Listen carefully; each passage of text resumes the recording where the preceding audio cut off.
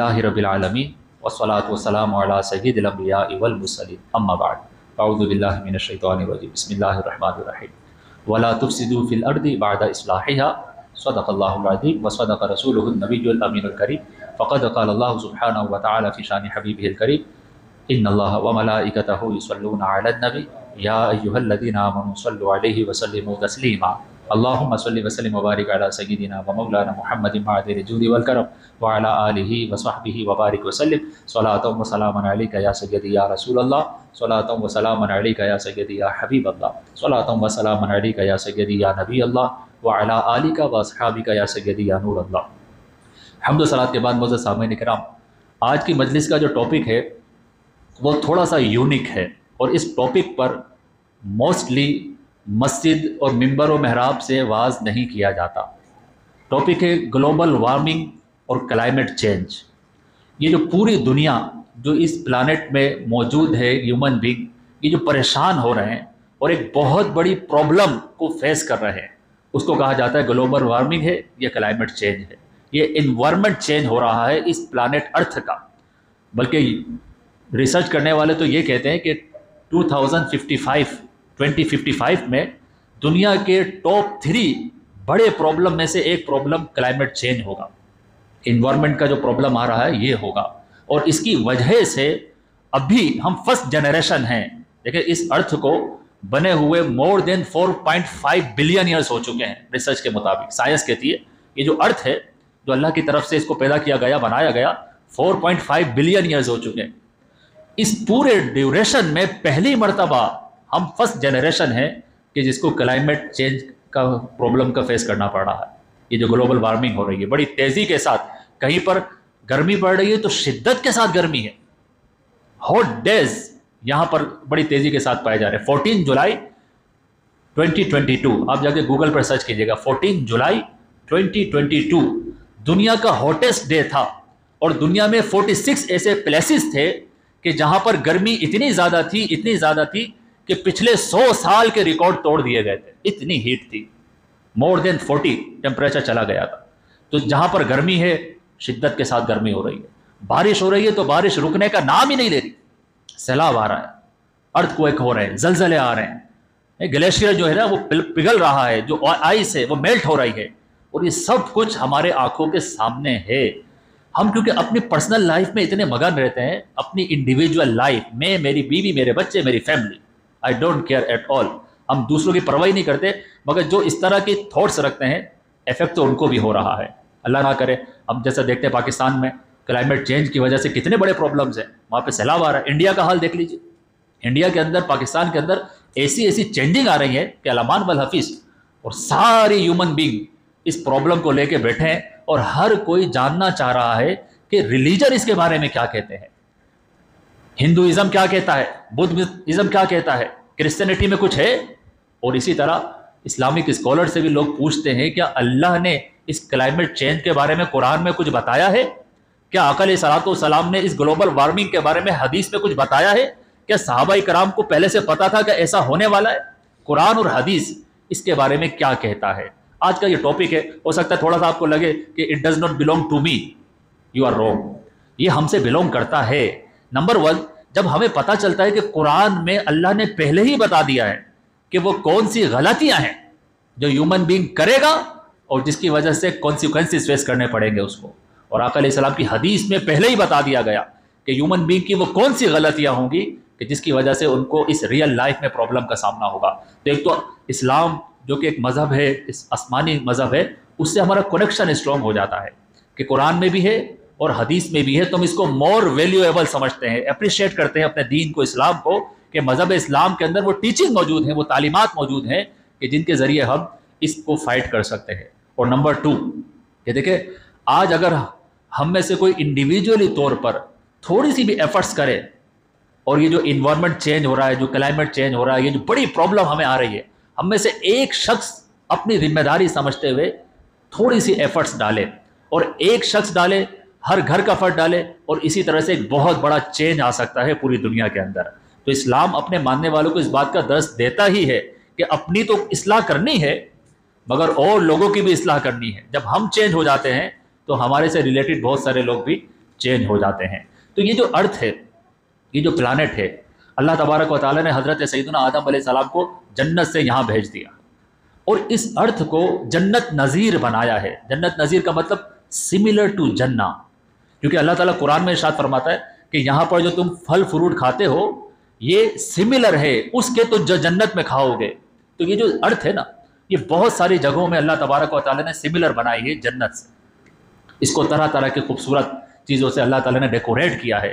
इसमें आबशारें हैं, दरिया है, नहरें हैं, पहाड़ हैं, एक ग्रीनरी है, दरख्त है, ये सारी की सारी खूबसूरती अल्लाह सुब्हानहू व तआला ने इस प्लानट अर्थ को अता की है। इसके साथ ही अल्लाह सुब्हानहू व तआला इस प्लानट को सजा रहा है। पहाड़ तो रखे मगर आसमान पर बादल हैं, एक पूरा सिस्टम दे रखा है इस अर्थ को।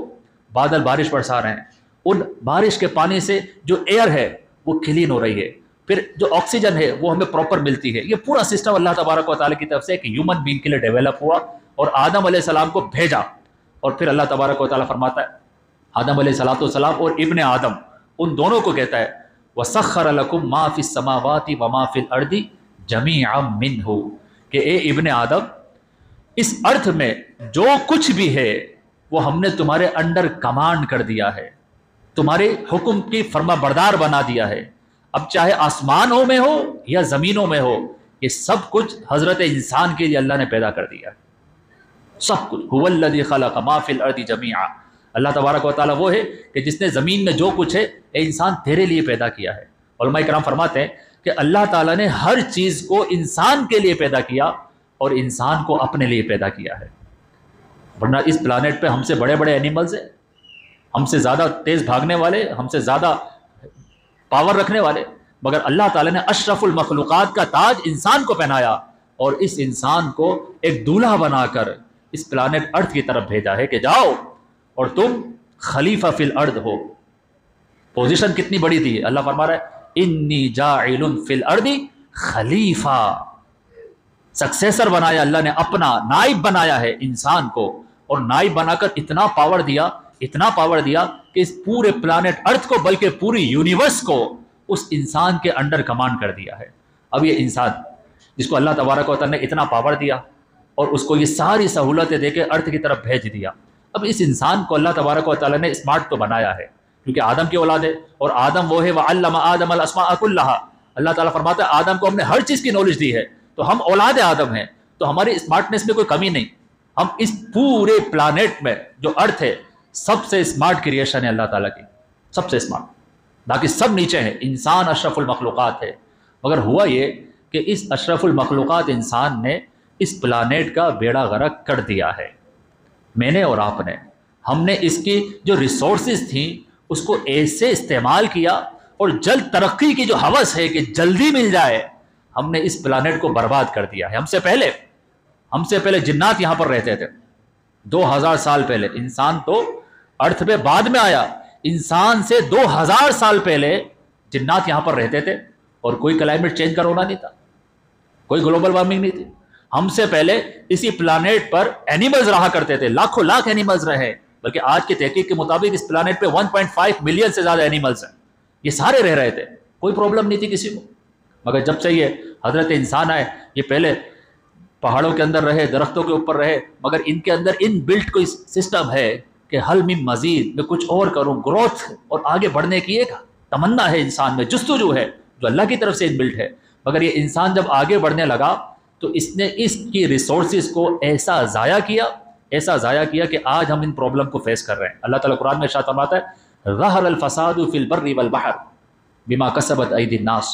अल्लाह ताला ये 1400 साल पहले कुरान में आयतें उतार रहा है और अल्लाह ताला फरमाता है कि इंसान ने जो एक्टिविटी की है इस प्लानेट अर्थ पर, उसकी वजह से ज़हरल फ़सादु फ़िल बर्रि वल बहर, समंदर के अंदर भी प्रॉब्लम आ गई है और खुश्की के ऊपर भी प्रॉब्लम आ चुकी है। ये अल्लाह ने कुरान में पहले बता दिया, हमें तो आज पता चला है, रिसेंटली 10 ईयर्स बिफोर, कि ग्लोबल वार्मिंग हो गई है, क्लाइमेट चेंज हो गया। और हम आज क्योंकि सोशल मीडिया हो गया तो हम फोकस कर रहे हैं कि क्या होने वाला है, मगर अल्लाह ताला ने 1400 साल पहले बता दिया था कि हजरत इंसान ने इस प्लानेट का बेड़ा गर्क कर दिया है और इसका फसाद इसको जमीन पर भी नजर आएगा और समंदर के अंदर भी दिखाई देगा। ज़हरल फ़सादु फ़िल बर्रि वल बहर बिमा कसबत अयदीन नास, यह इंसान के हाथों की कमाई है, उसके करतूत हैं, उसकी एक्टिविटीज़ हैं।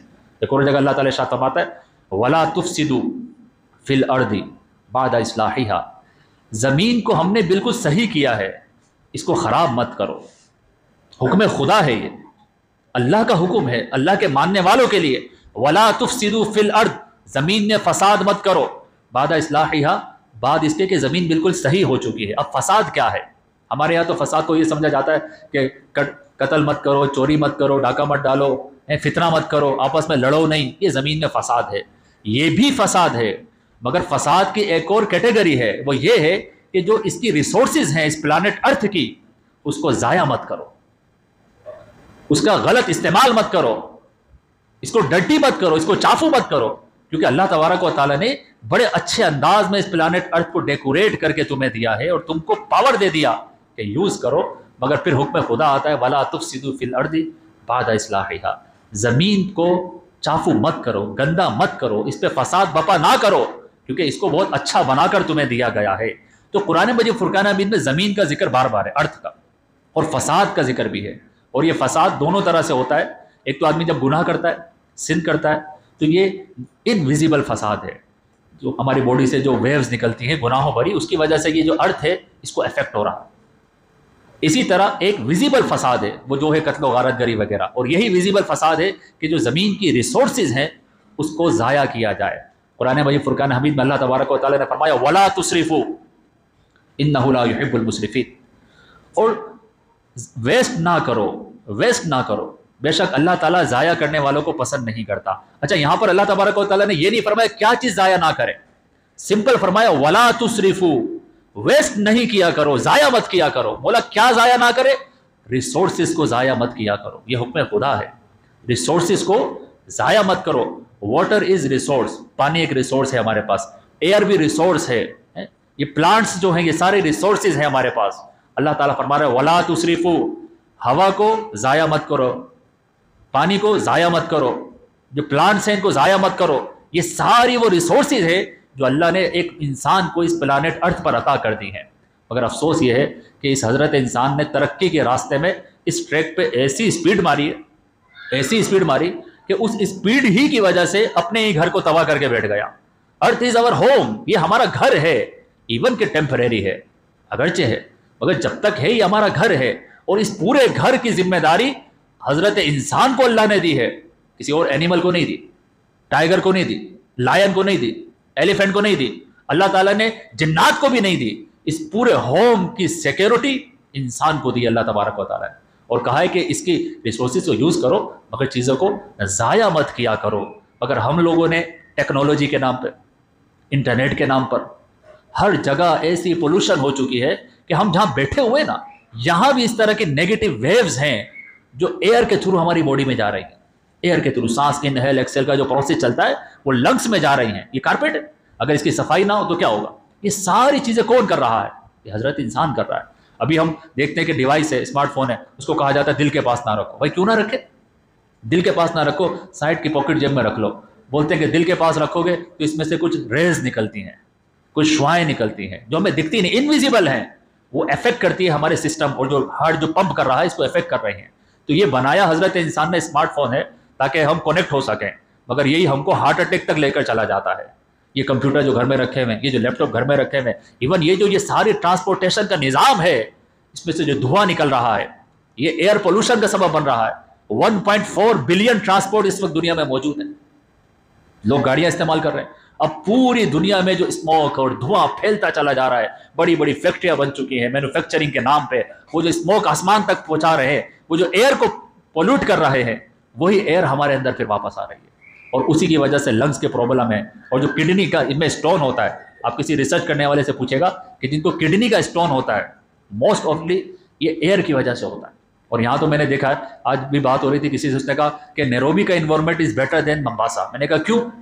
کہا نیروبی میں تھوڑا ٹیمپریچر ٹھنڈا ہوتا ہے، یہاں پہ گرم ہے کیونکہ ہم کوسٹ میں رہتے ہیں، سمندر بھی قریب ہے. اس پانی کو بھی ہم نے گندا کر رکھا ہے، یعنی ہم جتنا بھی چافو ہوتا ہے، جو بھی ڈرٹ ہوتا ہے، اس کو اٹھا کے اسی کے اندر ڈسکارڈ کر رہے ہیں، سمندر کے اندر ڈال دیتے ہیں. وہ جو مرین اینیملز ہیں، مچھلیاں ہیں جو 40,000 سے زیادہ ہیں، اللہ تعالیٰ کی مخلوق ہے، مگر ان کو بھی تباہ و برباد کر رہے ہیں. یہ انسان ہی کر رہا ہے. آپ نے کبھی نہیں سنا ہوگا کسی لائن نے اس پلانٹ کے کسی ریسورس کو ضائع کیا ہو، کبھی نہیں سنا ہوگا کسی جانور کے بارے میں. یہ جو انسان سب سے بڑا جانور ہے کہ جو اپنی ہی ریسورسز کو غلط استعمال کر کے ضائع کر رہا ہے، اور ترقی کے نام پر یہ ساری کے ساری جو پرابلمز ہے یہ سیلف کریٹڈ ہے، یہ ہیومن بینگ نے خود پیدا کر رکھی ہے۔ اللہ تعالیٰ نے ایک وقت رکھا ہے، ہر چیز کا ایک مدت ہے، وہ ایکسپائر ہوگی، یہ ارتھ بھی ایکسپائر ہوگا قیامت کے قریب، یہ اللہ کا سسٹم ہے۔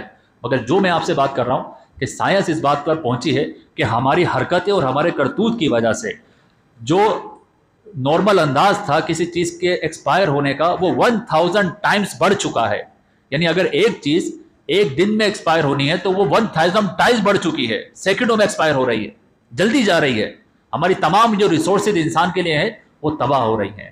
اب اس پرابلم کا سلوشن مذہب اسلام کے پاس کیا ہے، مولانا کے پاس کیا ہے، قرآن اور حدیث میں کیا ہے؟ کیا مذہب اسلام نے گلوبل وارمنگ کے بارے میں بات کی ہے؟ کیا کلائمیٹ چینج کے بارے میں اسلام کچھ رہنمائی کرتا ہے؟ اس کے بارے میں چند باتیں کروں گا، وقت ختم ہو جائے گا۔ دیکھیں، گلوبل وارمنگ ہو یا کلائمیٹ چینج ہو یا انوائرمنٹ ہو، پہلے سمجھے انوائرمنٹ کیا ہے، یہ میری ڈیفینیشن۔ انوائرمنٹ کسے کہتے ہیں؟ دیکھیں، ہم ہیں سول کے علاوہ جو کچھ بھی ہے نا وہ انوائرمنٹ کہلاتا ہے۔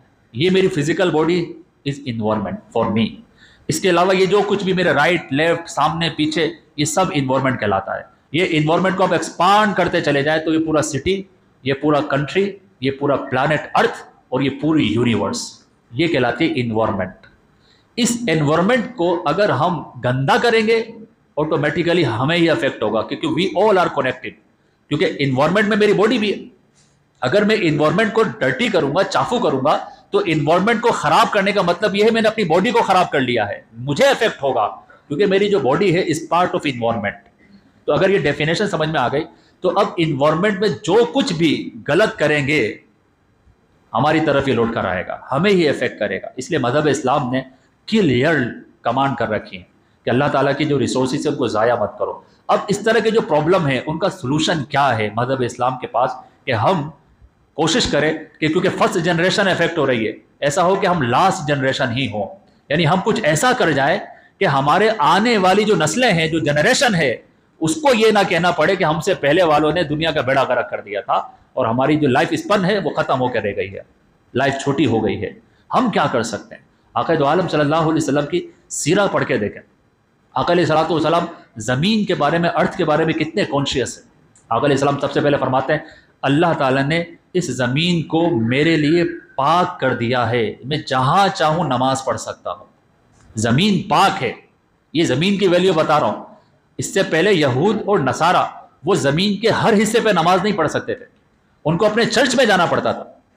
آپ نے آج بھی دیکھا ہوگا یہ کرسچن ہے، یہ نصارہ، یہ کبھی بھی ایئرپورٹ پہ کوئی پریئر کرتے ہوئے دکھائی نہیں دیں گے، مگر مسلمان جہاں چاہے، مصلی ہے تو مصلی بچھائے، ورنہ جہاں پاک ہونی چاہیے زمین، پوری زمین جائے نماز اللہ نے بنا دی ہے۔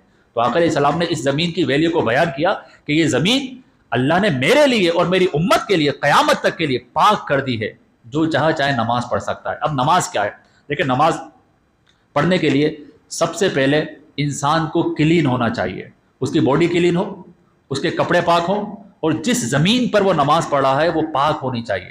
اب اس پاکی کو حاصل کرنے کا طریقہ کیا ہے؟ واٹر، پانی، یا سوئل، تیمم کریں گے آپ۔ یہ دونوں چیزیں ہمیں کہاں سے ملتی؟ زمین سے ملتی۔ تو اب آقا دو عالم صلی اللہ علیہ وسلم نے جو نماز کا کانسیپٹ دیا ہے نا کہ نماز پڑھو، اس نماز کے اندر ہی ہماری بڑی بڑی پرابلم کا سلوشن ہے کہ تمہیں نماز پڑھنی ہے تو پانی پاک ہونا چاہیے، پیور ہونا چاہیے، چافو نہیں ہو، ناپاک نہ ہو، کیونکہ اگر پانی ناپاک ہوگا تو وہ پانی تمہیں افیکٹ کرے گا، تمہاری نماز ہی قبول نہیں ہوگی۔ اب آقا علیہ الصلوۃ والسلام صرف پانی کے بارے میں اتنے احکامات ہیں۔ حضور علیہ الصلوۃ والسلام ارشاد فرماتے ہیں لا یبولن احدکم فی الماء الدائم۔ آقا علیہ السلام فرماتے ہیں اگر پانی کہیں پر رکا ہوا ہے، بہہ نہیں رہا، رکا ہوا ہے، آقا علیہ السلام فرماتے ہیں کہ تمہیں اجازت نہیں ہے کہ اس کے اندر پیشاب کرو، پیشاب کرنا منع ہے۔ کیوں؟ سمپل واٹر ہے، مگر یہ ہیومن بینگ اپنا چافو اس پانی میں ڈالے گا اور وہ پانی کو افیکٹ کرے گا، اور جب پانی افیکٹ ہوگا اللہ فرماتا ہے وَجَعَلْنَا مِنَ الْمَاءِ كُلَّ شَيْءٍ حَيٍّ، ہم نے پانی سے ہی ہر چیز کو زندگی دی ہے۔ تو جب پانی ہی چافو ہو جاتا ہے، اگر اس میں یورین آ جائے، اس میں پوپو آ جائے، تو پھر کون کون سی بیماری آتی ہے؟ آپ کو تو پتہ ہی ہے۔ بچے جو یہاں پر بیمار ہو جاتے ہیں، کیوں بیمار ہو جاتے ہیں؟ کہا جاتا ہے پانی گندا آ رہا ہے، ایسا لگ رہا ہے کہ وہ جو فارمنگ کرنے والے لوگ تھے انہوں نے گندا پانی ہمیں دے دیا ہے۔ تو پانی اگر گندا ہوتا ہے تو ہیلتھ برباد ہوتی ہے، اور ہیلتھ برباد ہو رہی ہے تو ہیومن بینگ ہی پریشان ہو رہا ہے۔ تو آقا علیہ السلام نے حکم فرما دیا کہ پانی اگر رکا ہوا ہے تو اس میں کوئی پیشاب نہیں کر سکتا۔ پھر آقا علیہ الصلوۃ والسلام اسی پانی کے بارے میں، ایک صحابی تھے وہ وہ وضو کر رہے تھے، تو آقا علیہ الصلوۃ والسلام نے ان سے کہا کہ یہ ویسٹ کیوں کر رہے ہو، پانی کو ضائع کیوں کر رہے ہو؟ تو اس نے عرض کی یا رسول اللہ صلی اللہ علیہ وسلم کیا پانی میں بھی اسراف ہوتا ہے؟ آقا علیہ السلام نے فرمایا ہاں، اگر تم بہتی ہوئی نہر سے بھی وضو کر رہے ہو تب بھی احتیاط کرو کہ پانی ویسٹ نہیں ہونا چاہیے۔ اب بتائیں 1400 سال پہلے جو نبی صلی اللہ علیہ وسلم پانی کے بارے میں اتنے کانشیس ہوں کہ اس کو محفوظ کرو، اس کو سیو کرو، اس کا پراپر یوز کرو، اس کو چافو ہونے سے بچاؤ، اس کو امپیور ہونے سے بچاؤ، وہ پانی کی جو اتنی باتیں کر رہے ہیں آپ جانتے تھے کہ ایک وقت آئے گا کہ لوگ پانی کے اوپر جھگڑا کریں گے، پانی نہیں ہے، ضائع ہو رہا ہے، اور اس پانی کو گندا بھی کریں گے جو کہ سمندر کے اندر سارے چافو ڈال کے ہم گندا کر رہے ہیں۔ تو حضور علیہ الصلوۃ والسلام نے پانی کو بہت زیادہ فوکس کیا ہے، اور آج بھی اگر ہم سب ایک اسٹینڈ لے لیں کہ پانی کے بارے میں ہم کانشیس ہوں کہ ہمارا جو پانی ہے چاہے مسجد کا ہو یا گھر کا ہو وہ ضائع نہیں کریں، تو اسی طرح سے ریسورس ہوتی ہے وہ سیف ہوتی ہے نا، اس کو ہم یوز کرتے ہیں فیوچر کے لیے تاکہ ہم اس کو محفوظ کر لیں۔ تو پانی کے بارے میں آقا علیہ الصلوۃ والسلام کا یہ فرمان موجود ہے۔ حضور علیہ الصلوۃ والسلام نے منع فرمایا کہ پانی کو پھونک نہیں مارنی چاہیے، یعنی اس میں سانس نہیں لینا چاہیے۔ ہاں اگر کوئی دم کر کے پھونک مارتا ہے وہ ایک الگ بات ہے، لیکن پانی پیتے ہوئے اسی میں سانس نہیں لیں، ایکسیل نہ کریں، کیونکہ ہماری باڈی سے جب ایکسیل ہوتا ہے تو کاربن ڈائی آکسائڈ نکلتی ہے اور وہ پانی کو افیکٹ کرتی ہے۔ وہ جو پانی ہوتا ہے وہ پہلے ہیلدی تھا، اس کو انہیلدی کر دیا۔ اب آقا علیہ السلام نے یہاں تک منع کیا ہے کہ اس پانی کی اتنی ویلیو ہے۔ تو نمبر 1 قرآن کے اندر اور حدیث کے اندر پانی کا بار بار ذکر ہے اور اس کی اہمیت کو بیان کیا گیا ہے۔ تو آج بھی اگر ہم واٹر کے بارے میں کانشیس ہو جائیں تو چانسز ہیں کہ ہمارے آئندہ آنے والی جنریشن ہمیں تھینک یو بولے گی، ادروائز وہ پھر کچھ اور ہی بولے گی۔ نمبر 2 دوسری چیز کہلاتی ہے صفائی ستھرائی۔ یہ پورے پلانٹ ارتھ کی بات کر رہا ہوں، مگر یہ شروع کہاں سے ہوتی ہے؟ انڈیویجول پرسن سے ہوتی ہے۔ آقا دو عالم صلی اللہ علیہ وسلم نے خاص طور پر حکم دے رکھا تھا کہ ونس ان اے ویک غسل کیا کرو۔ اچھا ہمارے یہاں تو یہ شاور لینا، بات لینا نارمل ہے نا، کیونکہ پانی ہمیں زیادہ ملتا ہے، مگر جہاں پانی نہیں ہے ان سے پوچھیں۔ مدینے میں پانی نہیں ہوتا تھا اس وقت، ایسا وقت آیا کہ آقا دو عالم صلی اللہ علیہ وسلم کی جو مسجد نبوی ہے وہ چھوٹی تھی اور اوپر درختوں کے پتے لگے ہوئے تھے، تو صحابہ اکرام جو ہے وہ کئی دن تک نہاتے نہیں تھے، پانی نہیں تھا، تو ان کے جو اونی کپڑے ہوتے تھے اس میں پسینے کی بو آتی تھی۔ تو حضور علیہ الصلوۃ والسلام ایک دن مسجد میں آئے، بہت رش تھا، تو آقا علیہ السلام نے وہ اس میل کو محسوس کیا تھا، اور حضور علیہ السلام نے حکم دیا، واجب کیا تھا یہ کہ ہر جمعے کو نماز جمعہ سے پہلے غسل کر کے آیا کرو۔ اب یہ دیکھیں ایک انڈیویجول پرسن جب غسل کر آئے گا تو دوسرے کو پرابلم نہیں ہوگی۔ اسلام صرف اپنے بارے میں سوچنے کا نہیں کہتا، یہ ادر فوکس بھی ہے، سیلف فوکس بھی ہے، ادر فوکس بھی ہے۔ اسلام کہہ رہا ہے کہ جب اجتماع میں آؤ، پبلک گیدرنگ میں آؤ، تمہاری باڈی میں سے بدبو نہیں آنی چاہیے، اسی لیے ونس ان اے ویک غسل کرنا آقا علیہ الصلوۃ والسلام نے واجب رکھا، اور آج بھی جمعے والے دن غسل کرنا یہ سنت ہے۔ جمعے والے دن غسل کر کے عید کے لیے یہ سب سنت مبارکہ ہے۔ مگر یہ کب کی بات ہے؟ 1400 سال پہلے، جب فرانس میں جب بچہ پیدا ہوتا تھا، پیدائش سے لے کر موت تک ایک مرتبہ بھی اپنی جسم کو دھوتا نہیں تھا، وہ غسل نہیں کرتا تھا۔ یہ اس وقت کی بات بتا رہا ہوں۔ اس وقت یہ عبادت سمجھا جاتا تھا کہ بچہ جیسا پیدا ہو ویسا ہی قبر میں جائے، ہول لائف باڈی کو واش نہیں کرتے تھے، وہ گندگی کو عبادت سمجھتے تھے۔ اس وقت آقا علیہ السلام فرما رہے کہ ونس ان اے ویک غسل کیا کرو، تمہارے غسل نہ کرنے سے کسی اور کو پرابلم ہو رہی ہے۔ تو یہ جو صفائی ستھرائی، آقا علیہ السلام ارشاد فرماتے ہیں ان اللہ نظیف یحب النظافہ، اے میرے صحابہ تمہارا جو اللہ ہے نا وہ پاک ہے، صاف ہے، اور صفائی ستھرائی کو پسند کرتا ہے۔ ان اللہ جمیل ویحب الجمال، اللہ خوبصورت ہے، خوبصورتی کو پسند کرتا ہے۔ قرآن میں اللہ مسجد اسست علی التقوى من اول یوم احق ان تقوم فیہ رجال یحبون ان یتطہروا، مسجد قباء، اللہ کے حبیب کو حکم ہوا کہ حبیب آپ نے مسجد قباء میں جا کے نماز پڑھنی ہے۔ آقا علیہ السلام نے بعد میں ان سے پوچھا کہ کیا وجہ ہے اللہ نے مجھے حکم دیا ہے کہ مسجد قباء میں نماز پڑھو، تم کیا ایسا کام کرتے ہو، کیسے پاکی حاصل کرتے ہو؟ انہوں نے کہا یا رسول اللہ صلی اللہ علیہ وسلم ہم جب واش روم میں جاتے ہیں تو جب صاف کرنے کا وقت آتا ہے تو مٹی سے بھی صاف کرتے ہیں، پتھر سے صاف کرتے ہیں، اس کے بعد پانی سے واش کرتے ہیں۔ تو یہ ایک یوں سمجھے کوئی میریکل ہوتا تھا، اچھا پانی سے دھوتے ہو؟ ہاں جی ہم پانی سے واش کرتے ہیں۔ تو آقا علیہ السلام نے فرمایا اللہ کو تمہارا یہ انداز اتنا پسند آیا کہ مجھے حکم ہوا ہے کہ مسجد قباء میں نماز پڑھا کرو، کیونکہ وہاں کے جو مرد ہیں وہ خوب پاک اور صاف ستھرا رہنا پسند کرتے ہیں۔ تو صفائی ستھرائی انڈیویجولی بھی اور پورے انوائرمنٹ کی، یہ مذہب اسلام کی تعلیمات ہے۔ آقا علیہ السلام نے ارشاد فرمایا اذا تنخم احدکم فلیغیب نخامتہ، آقا علیہ السلام فرماتے ہیں کہ جب تم میں سے کوئی تھوک پھینکے تو اس کو چاہیے کہ جو بھی بلغم وغیرہ اس کے منہ سے نکلے زمین کو کھود کر اس کے اندر زمین میں دفنا دے۔ یہ آقا علیہ السلام کی طرف سے حکم آیا ہوا ہے۔ آج دیواروں پہ لکھا ہوتا ہے نا تھوکنا منع ہے، یہاں پہ تھوکنے کی اجازت نہیں ہے، ایئرپورٹ پہ تھوکنے کی اجازت نہیں ہے۔ آقا علیہ السلام نے پوری زمین کے بارے میں حکم دیا ہے کہ زمین پہ تھوکنے کی اجازت نہیں ہے، اگر کوئی تھوکے تو اس کو زمین میں چھپا دے تاکہ اس میں جو جمز پیدا ہو رہے ہیں وہ کسی کو افیکٹ نہ کرے۔ مسلمان جب کوئی مر جاتا ہے مسلمان اس کو زمین میں دفنانے کا حکم ہے، جب اسی لیے کہ یہ جو پلانٹ ارتھ ہے اس ڈیڈ باڈی میں جو جمز پیدا ہوں گے، جو ڈوڈو آئیں گے، جو جس کی وجہ سے یہ پورا پلانٹ جو ہے افیکٹ ہوگا، اسلام پسند نہیں کرتا۔ کہا کہ زمین کھودو اور زمین میں اس ڈیڈ ون کو دفنا دو۔ اور جو دیگر ریلیجن والے چاہے وہ ہندو ہوں یا کوئی بھی ہو، یہ آگ میں جلاتے ہیں۔ آپ ریسرچ کر کے دیکھ لیجئے کہ آگ میں جلانے کے بعد بھی ان کی باڈی کو جب پانی میں ڈالا جاتا ہے تو پانی چافو ہو جاتا ہے، انہیلدی ہو جاتا ہے۔ مگر قربان جائے اسلام کی تعلیمات پر کہ کہا جا رہا ہے جو ڈیڈ ون ہے زمین کھود کر اس کو زمین میں دفنا دیا جائے۔ ایون کہ جو لیڈیز کے جو پیریڈز کے دن ہوتے ہیں اس میں جو یہ کپڑا استعمال کرتی ہیں، علماء کہتے ہیں کہ اس کا حکم یہ ہے کہ اس کو بھی زمین کھود کے زمین میں دفنایا جائے۔ مگر ہمارے یہاں ایسا نہیں ہے، فلش کر دیتے ہیں بس کموڈ کے اندر، بچوں کا پیمپر ڈال دیتے ہیں۔ ہم خود تباہ کر رہے ہیں، فلش کرتے ہی پیمپر بھی اسی میں، سارے گندے کپڑے بھی اسی میں، لیڈیز اپنے جو اس طرح کی چیزیں ہوتی ہیں وہ بھی اسی میں ڈال دیتی ہیں۔ تو یہ ہم سب مل کر ایسی حرکتیں کر رہے ہیں جو کہ اسلام میں ناپسندیدہ ہے۔ تو نمبر 1 پانی، نمبر 2 صفائی ستھرائی، نمبر 3 آقا علیہ الصلوۃ والسلام حکم دیا کرتے تھے کہ درخت لگایا کرو، شجر کاری، ٹریز، پلانٹیشن۔ یہ آقا جو عالم صلی اللہ علیہ وسلم کو اتنا پسند تھا۔ اچھا غور کریں، آقا علیہ الصلوۃ والسلام اس وقت یہ نہیں بتا رہے کہ درخت لگاؤ تاکہ کلائمیٹ چینج تمہیں افیکٹ نہ کرے، گلوبل وارمنگ تمہیں افیکٹ نہ کرے۔ دیکھو مذہب اسلام میں پرنسپلز ہوتے ہیں، آقا علیہ السلام کے افعال ہیں، ایکشن ہیں، مگر اللہ کے نبی جو بھی کرتے ہیں اللہ کے حکم سے کرتے ہیں۔ آقا علیہ الصلوۃ والسلام صحابہ کرام کو موٹیویٹ کرتے تھے، کس بات پر؟ فرماتے تھے کہ درخت لگایا کرو۔ ایک جگہ آقا علیہ السلام نے فرمایا کہ جو تم میں درخت لگائے، یعنی جو سیڈ ہوتا ہے اس کو زمین میں بوئے اور اس کو درخت بنائے، اس درخت کے پھل میں سے انسان کھائے، پرندہ کھائے یا جانور کھائے، جو بھی کھائے گا درخت لگانے والے کو صدقہ کرنے کا ثواب ملے گا، چیریٹی کرنے کا ثواب ملے گا۔ موٹیویشن کہ درخت لگایا کرو۔ آقا علیہ الصلوۃ والسلام فرماتے ہیں کہ جس نے درخت لگایا اس میں جتنے پھل اگیں گے اللہ تعالیٰ ہر پھل کے بدلے میں درخت لگانے والے کو نیکی کا ثواب عطا کر دے گا۔ یہ پلانٹیشن کی بات ہو رہی ہے۔ حضرت سیدنا سلمان فارسی رضی اللہ تعالیٰ، آپ مدینے میں تھے تو ان کا آقا تھا وہ یہودی تھا، تو اس نے کہا کہ میں تمہیں آزاد نہیں کروں گا، تم مجھے کچھ ریٹرن میں دو تو میں تمہیں آزاد کروں گا۔ تو حضرت سلمان فارسی رضی اللہ تعالیٰ اپنے آقا کے پاس گئے، یہودی کے پاس، کہا کہ بدلے میں آپ کو اتنی اماؤنٹ دوں گا۔